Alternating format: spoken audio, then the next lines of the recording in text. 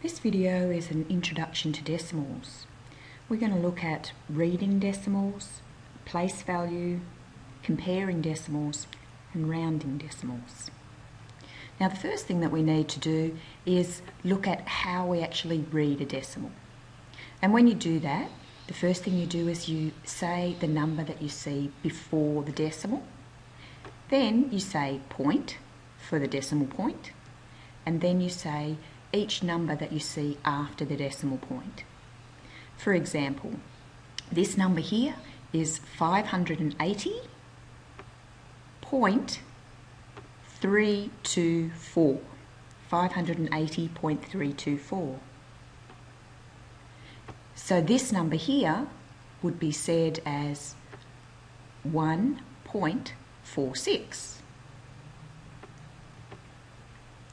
This number here is 67.4018. Place value. Now, if you recall from primary school, every digit in a number has a position to give it value. And in this case here, 167.34, each of the digits have an important place. So the 1 of 167 is in the hundreds column. So therefore, the value is 1 times 100. The number 6 in this number, 167, is worth 6 times 10. It's in the tens column. The 7, looking right next to the decimal point, is in the ones column. So its value is 7 multiplied by 1. We then have the decimal point here, and then to the right of the decimal point is the number 3, which is in the tenths column. So therefore its value is 3 times 1/10. Then we have the hundreds column, and that hundredths is going to be multiplied by 4. So that's 4 times 100th, which is the value of that number there. If we have any more numbers after the digits, they'll be in the thousandths, the 10,000ths, or the 100,000ths column, and we'll continue on. So once we know this, we can then do what we call expanded notation. Expanded notation is when we show each column and its value. So we would show 167.34 as 1 multiplied by 100 plus 6 multiplied by 10 plus 7 multiplied by 1 plus 3 multiplied by 1/10 plus 4 multiplied by 100th. And that's what we call expanded notation. So I'll give you a moment to draw 345.6961 in a place value context, and then write it in expanded notation.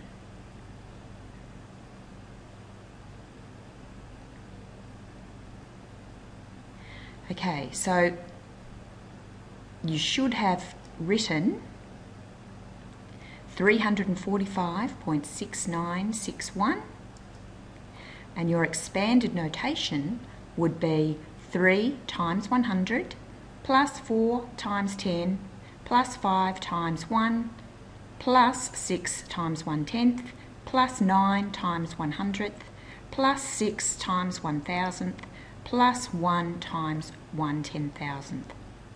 Now, can you pause the video here, write down the definition, and if you did not get your expanded notation correct, can you write that down in your book now, please?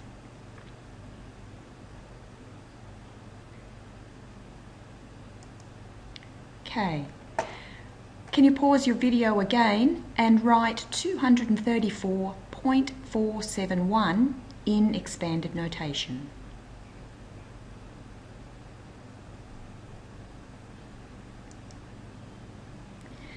So in this case, you should have had 2 times 100 plus 3 times 10 plus 4 times 1 plus 4 times 1/10 plus 7 times 1/100th plus 1 times 1/1000. Now we're going to look at comparing decimals. And the first number that we're going to look at is 0.129 compared to 0.31. When you first look at these, you might think that 129 is bigger than 31, but what we do need to do is compare equivalent numbers. Now there's 3 decimal places in this number, therefore we have to compare 3 decimal places in the other number. So we can add a 0 onto the end. So by adding a 0, it's not going to change the value of 0.31, but we can then compare equivalent numbers. So now we're comparing 0.129 to 0.310. And this means you can see now that we're comparing 129 to 310, and obviously 310 is bigger than 129, so therefore the number 0.31 is larger than the number 0.129. So I'll get you to pause for a moment and decide which of these numbers is larger, 0.20 or 0.05. And the larger number is 0.20. We're comparing 20 to 5. 20 is bigger than 5. I'll get you to pause again, and in these clouds you can, in your book, can you please write which number is greater or less than or equal to in these 3 number sets. Now what you should have seen was that 67.7600, we can add as many zeros as we like onto this number, but we're going to put 2 zeros, so we've got 4.7600, 0.7600, these 2 numbers are equal. We compare 515 to 551, and this number is going to be the greater number, so therefore 515 is less than 551. And in this case, we need to add a 0 to the right-hand side, so it's going to be 15.980, and 980 is bigger than 99, so therefore the number on the left is going to be less than the number on the right. Now the last thing we're going to look at is rounding decimals. This is a really important part of working with decimals, because quite often the numbers don't stop and we need to round them down to a usable number. So the first thing that you need to do is identify where you're rounding to, what the place value is that you're rounding to.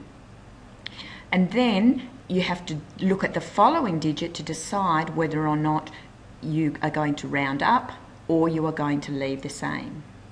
And the way that we do that is look at the place value of that next digit, and if it's 5 or higher, we're going to round it up by 1. And if the number is 4 or lower, the number remains the same. And we never use, once we've rounded, we never use any of the digits after that rounded number. So we'll have some examples in a moment, but a really useful tool for doing this is to go through and circle the digit of the place value that you're going to be rounding, and then underline the following digit. So let's have a look at an example. So if I have the number 34.561 and I want to round it to the nearest tenth, what I need to do is first of all identify where the tenth is. And remember, when we looked at place value, we worked out that the tenth is this first digit after the decimal point. So what we're going to do is we're going to circle that number. So we've got 34.5. This is the number that we're going to look at, and then we're going to underline the following number. Once we've done that, we know this is our magic number. The next number is going to identify whether it stays the same or it increases. So we've got a 6 here, so that's in the 5 or above category. So that means we're going to round the number 5 up. So that becomes 34.6. Any other numbers that have come after that number there are deleted. So our final answer is 34.6. That's 34.561 rounded to the nearest tenth.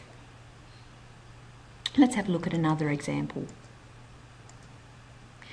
This time we want to do 4.6341 rounded to the nearest 100th. So here's our number. We need to work out where the 100th is. So here's our decimal point. So the first to the right is 1/10. The second to the right is 1/100th. So we're going to circle the 100th.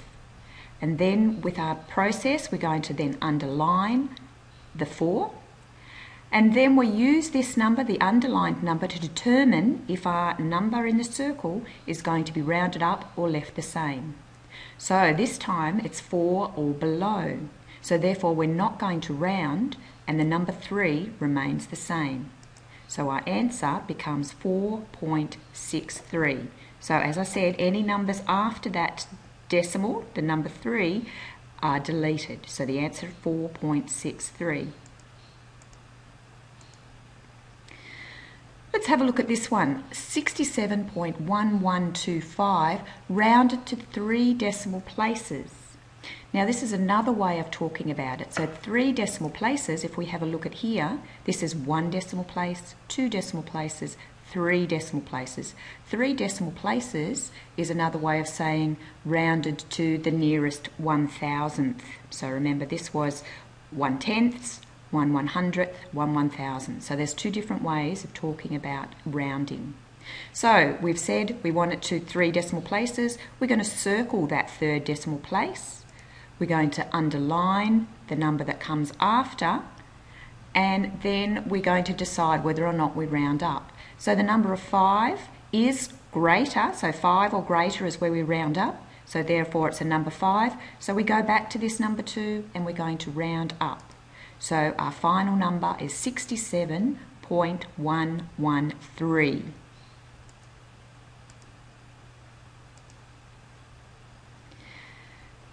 Alright, now this one example, we're asking you to round 587.469 to the nearest whole number. So a whole number is the number 1, the 1 unit. So we're going to follow the same process again. So the nearest whole number, we're going to circle the number 7, and we're going to look at the number 4 after the decimal point. So this case, 4 is less than 5, so we're not going to round up that number. So it's going to remain as 587.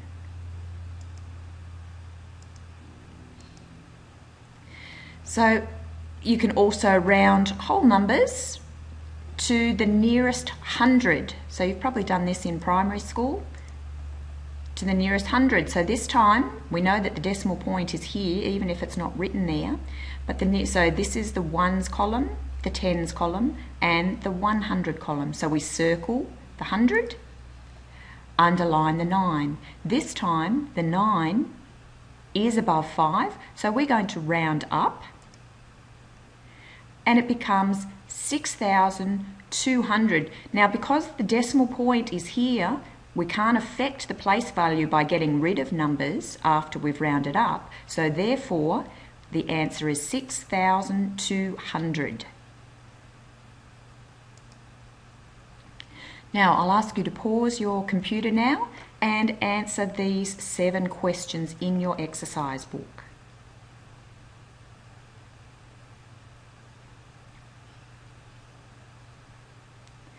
All right, the answers that you should have got for these numbers are 238, 2.59, 0.358, 5.002, 12.22, 2,300, 9,750. Now, if you had any problems with these concepts, please talk to your teacher and they'll be able to explain them to you.